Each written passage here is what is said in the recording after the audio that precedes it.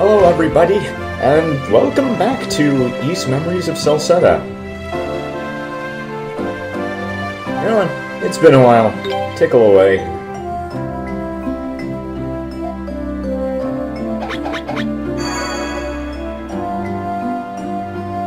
I also kinda used up my super move while I was getting used to the controls again. Okay, there's one quest that we didn't clear last time we were here, and that is the weapon test. Anyone who can use a sword or gauntlet? Well, I think we can fit the bill.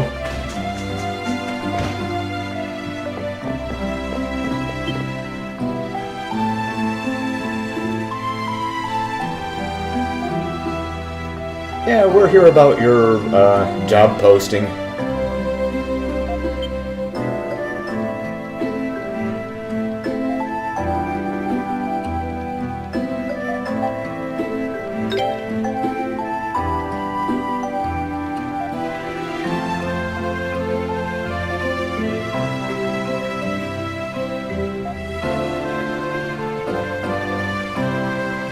Oh, now you're speaking the language.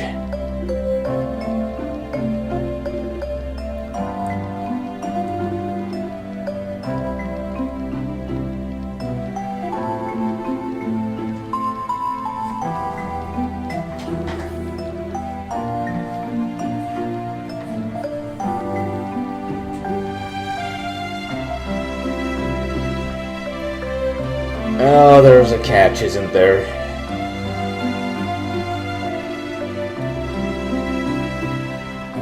Kinks, you say? This is getting better all the time.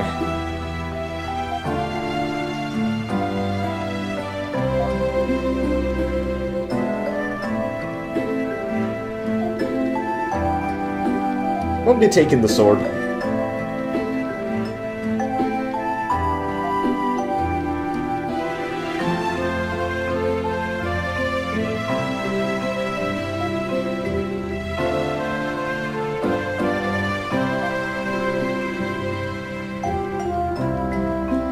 Oh, if only we could be so grossly incandescent.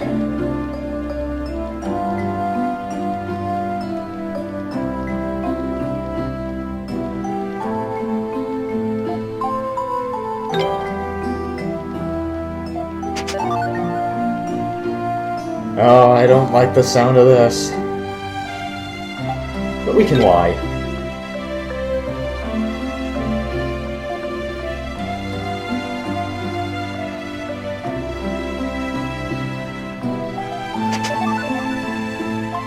Now I'm doubly scared.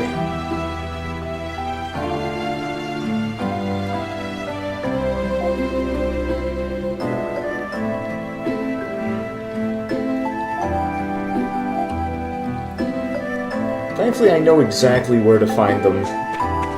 Or somewhat, anyway. So, we got a flame sword. Let's find out what its problems are.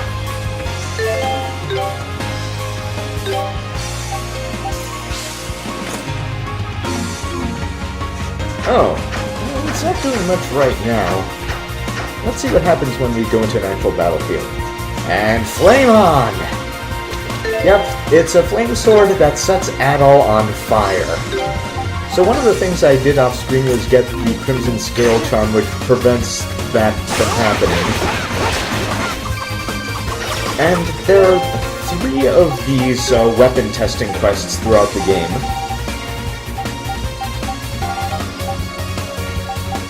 And it looks like I haven't been into the place that has the monster we're looking for.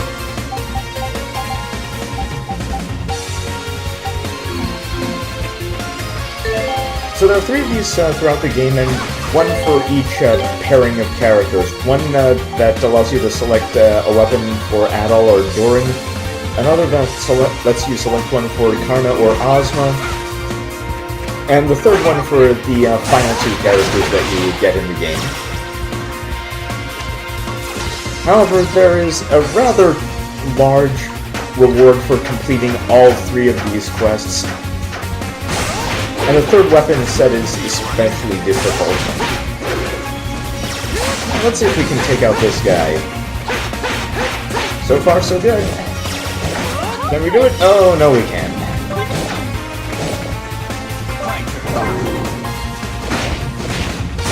And for some reason, I set our guys to evasive rather than attack.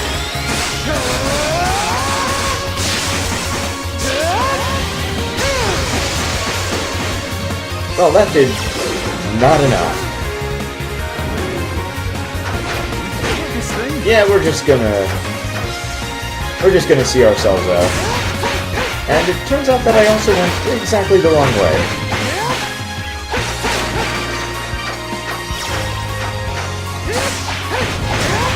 Might as well pick up some mats while we're up here, though.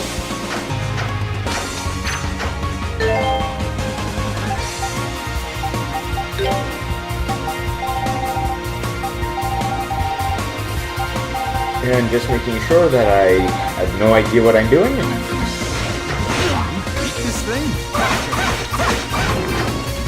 Adol is down.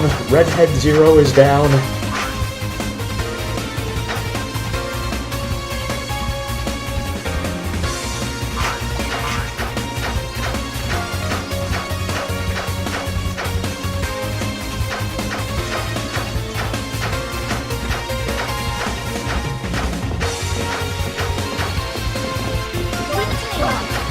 And since we're back in Town Zone, Adol recovers pretty easily. Now, aside from the weapon quest, we're going to be doing a lot of exploring in this area of the forest.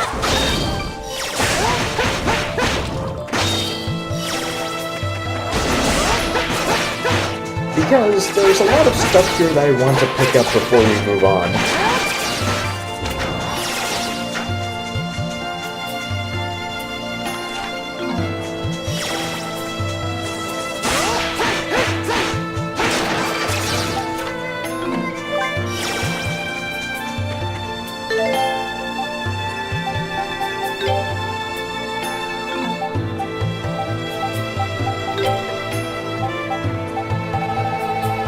Just trying to remember how to set the rest of the party to attack.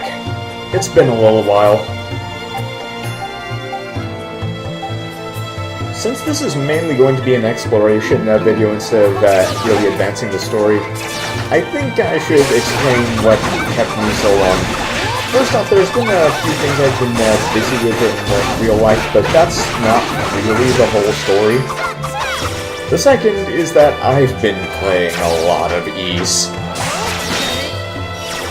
I mean, not just this game, but just generally over the years. So I kind of burned out for a little while and had to stop it. You know what? I had to remember that there were other games I could beat. So I did that. I finally went through and actually finished Kingdoms of Amalur. I wasn't actually that far from the end, apparently. So I went through and finished that. And it's kind of rare that I actually finish a Western RPG. I always tend more towards JRPGs because their method of doing things offers fewer distractions in terms of things like inventory management and that sort of thing, and allows me to just jump right in there and keep going.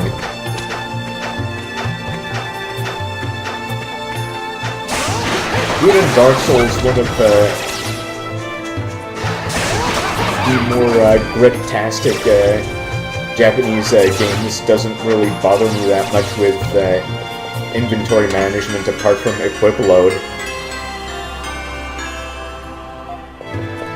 And we got the Courage Scarf, which does what exactly? Oh, okay. And the other game I picked up, played through, and beat pretty much on a whim was Knights of Azure. And there's a 90% chance that I'm going to be doing that after I finish Memories of Celceta. And the reason is that Knights of Azure is driven by different imperatives as far as storytelling goes than the series is.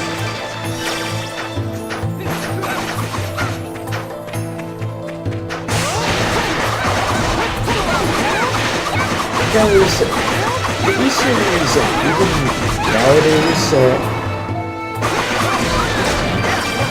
is not especially character-centric, and that's because of the legacy of character of Adol, who is basically a heroic cipher throughout his entire franchise career. Whereas Knights of Azure is intensely character-driven. Like, the plot is a framing device for relationships rather than relationships being secondary to the plot.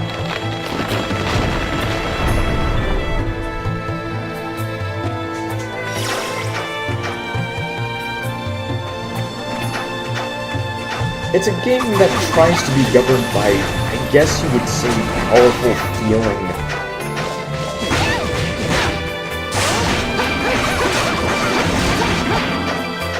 I don't really know how to describe it. I guess you'll see it when I get there. Maybe it's because I'm just not used to playing Gust games. Anyway, we very quickly completed our actual quest. So now it's just going to be opening up all of the chests we can find and seeing what else we can dig up around here.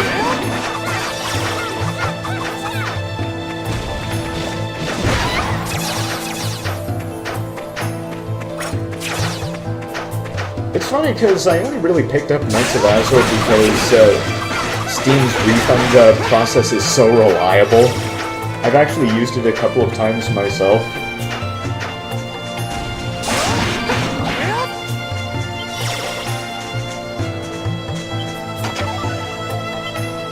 And hello, memory!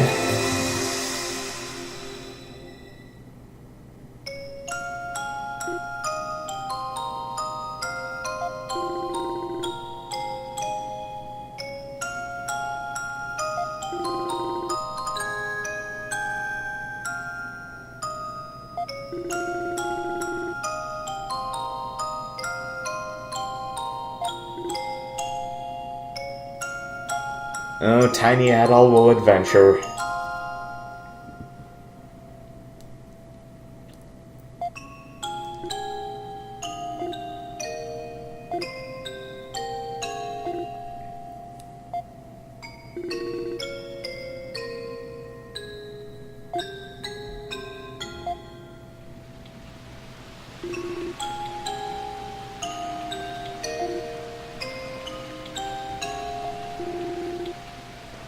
Command, command, command.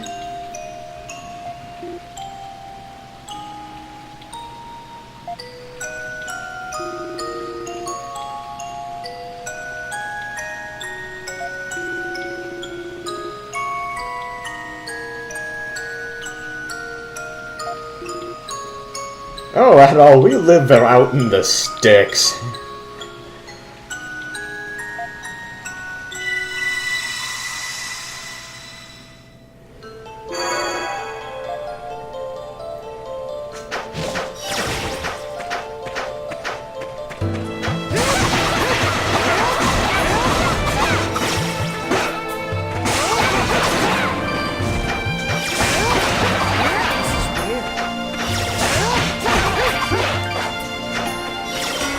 With all that said, I had a fun time, but I know that there are things in Knights of Azure that are going to turn off potential players.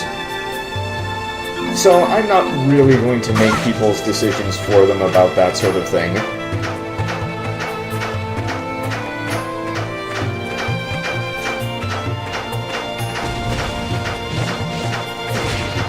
Of course, that really just fits into why I do this whole video thing in the first place. I'm not here to convince anyone of anything. I am the world's worst salesman, basically. I mainly do this because I'm like, hey, there's this thing here that I like, and I think that you might like too, and is worth seeing, maybe.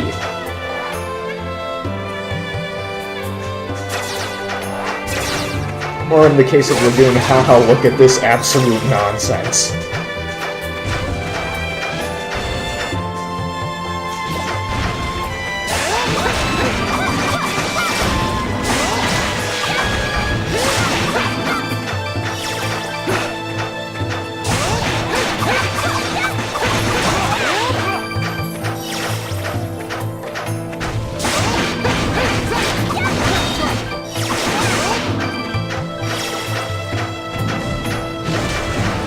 Okay, we haven't finished out in here, and this is really going to take the whole video. There are some chests that are unopened.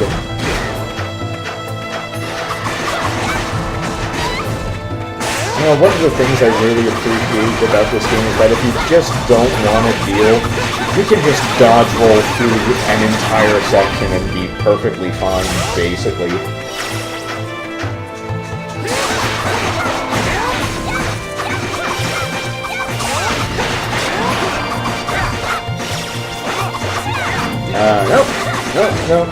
Nope.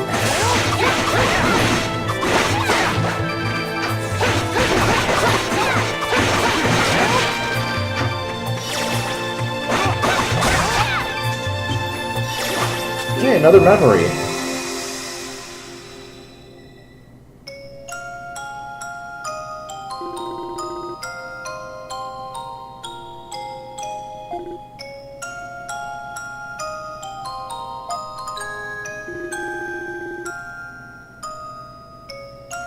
Yep, they're both explorers.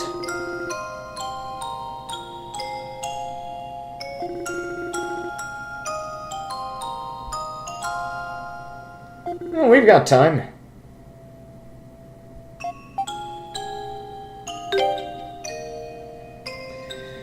Adol wants to hear everything about everything.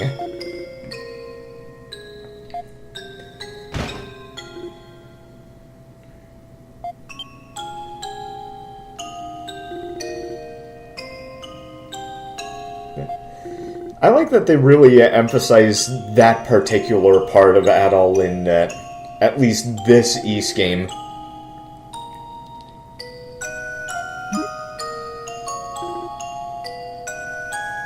Because from Ys 1 through Ark of Nepishtim, Adol is definitely a do-gooder, but right, spectacular. He's definitely a heroic do-gooder, but they don't really explore him that much beyond that, so for Memories of Celceta, they went back and made him, well, hey, maybe he's an explorer too. Maybe he's actually interested in all of this other things besides killing monsters.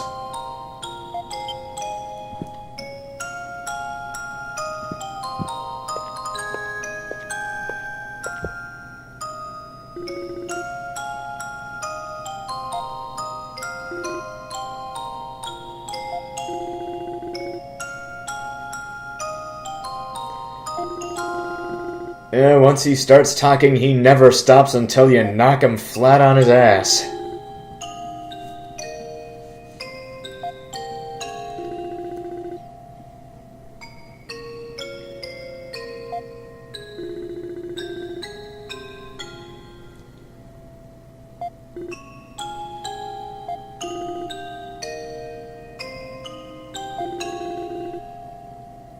Well, we could roll him into the river. No, wait, that would cause a time paradox.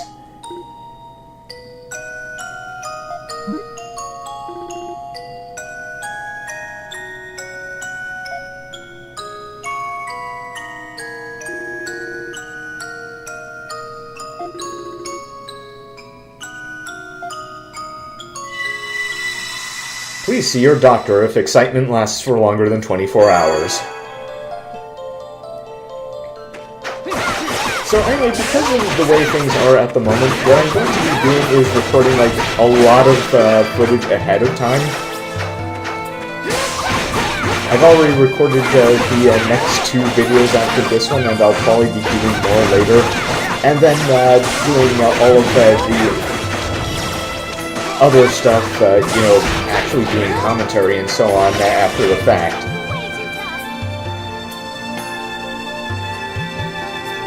I haven't recorded the entire game yet, so you don't have to worry about me getting, like, that fantastically far ahead, but my actual gameplay is going to be way ahead of the video that I'm going to be putting up.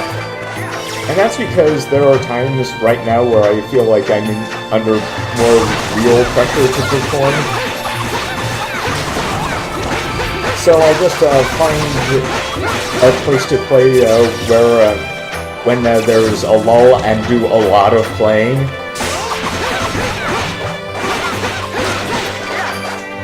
And I'll do the actual recording during times where I don't feel that doing actual gameplay would be a good idea.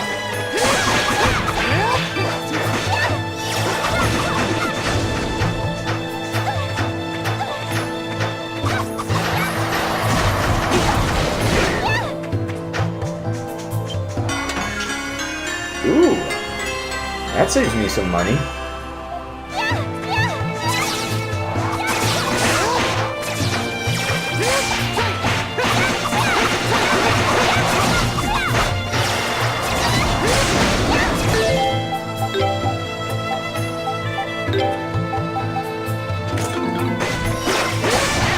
Yeah, kinda, who always needs an attack boost at all times ever.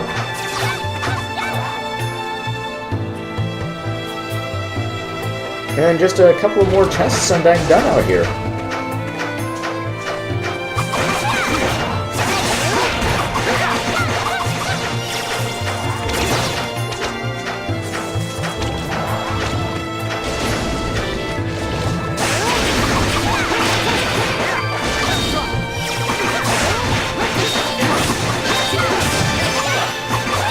Oh hey, I finally leveled up a skill. Perfect.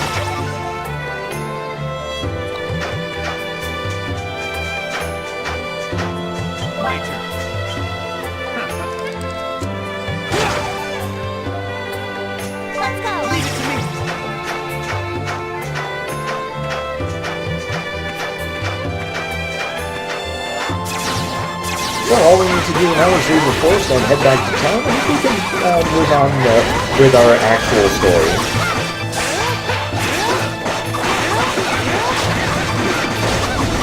By the way, I apologize in advance. The next video is going to be unfortunately long, and that's mainly my fault. I'll explain why once I do the next thing.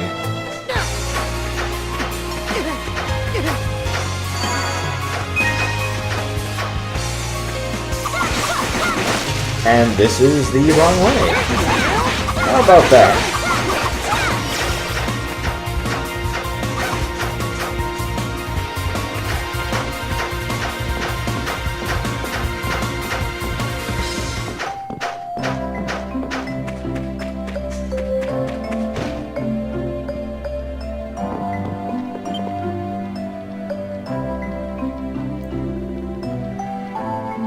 That we did. Your sword is nonsense. It was hot stuff.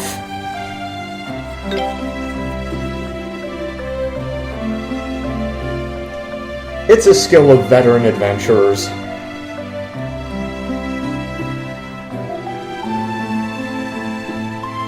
And we found a way around it.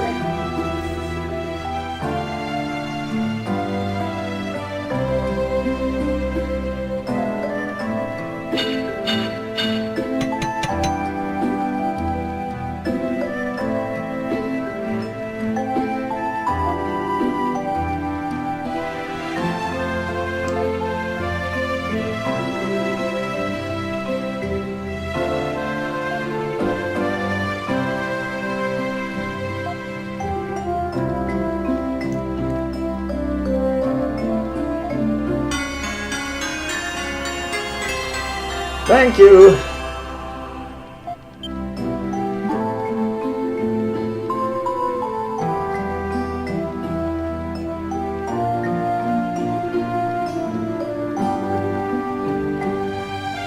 Nope, it's the flame sword, sorry. That was nothing.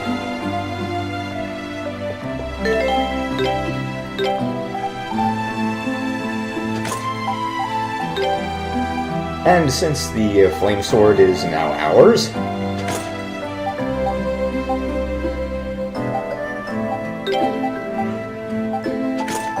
we don't have to wear that item that prevents us from being set on fire anymore.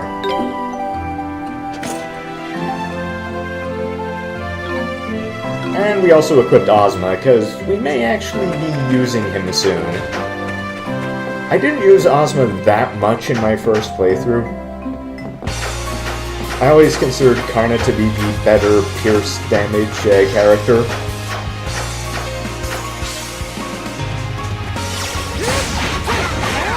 If only because of her range and speed and whatnot.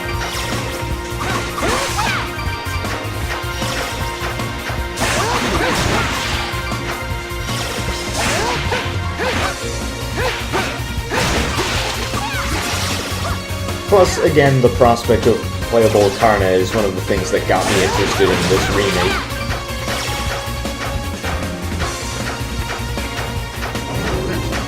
Okay, we avoid that guy. We grab these rocks.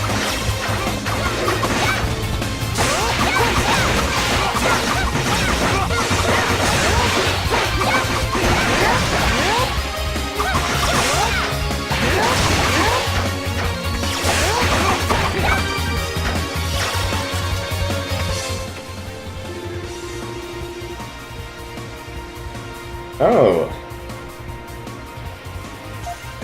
So it was right there.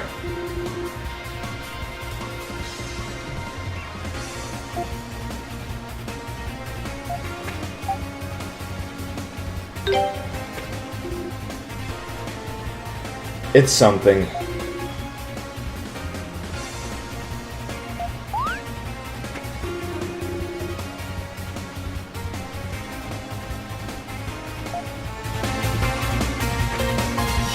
Okay, you need to examine these things. I got stuck for a few minutes the first time I got here. I'm sorry.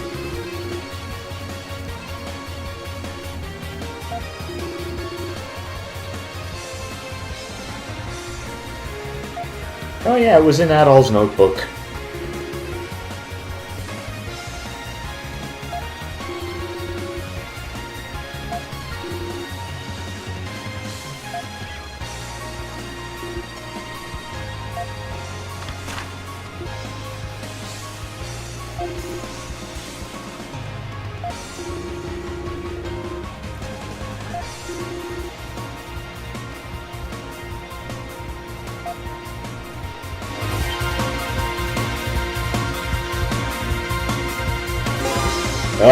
Puzzle!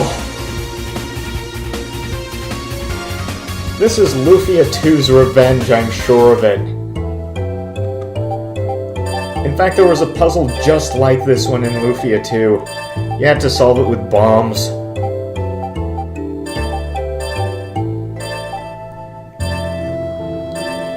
Really, I have no system for solving puzzles like this one. I just push buttons and hope for the best. I really should get better at this sort of thing. I don't think I want to do it for the channel, but I do want to actually replay Lufia 2 at some point.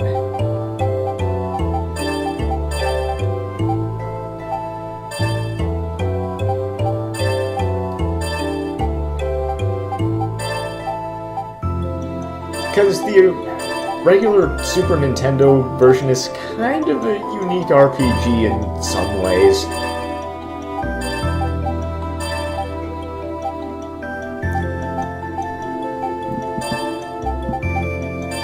Don't worry everyone, I'll get it eventually. I'm not entirely dim.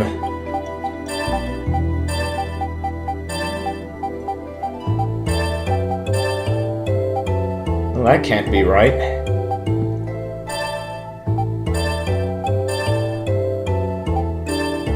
No, no, no. And back to default.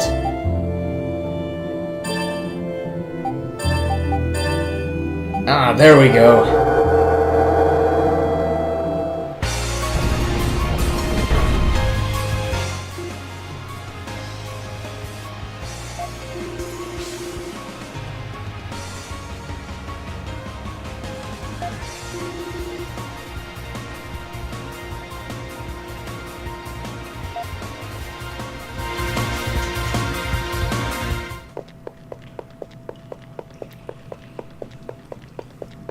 Actually, let's go up here first.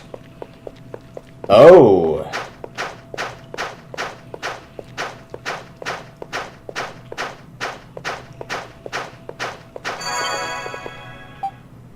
Okay. We're already in the underground ruins. So we are going to save here. And so next time, we will do the underground. See you then. Bye.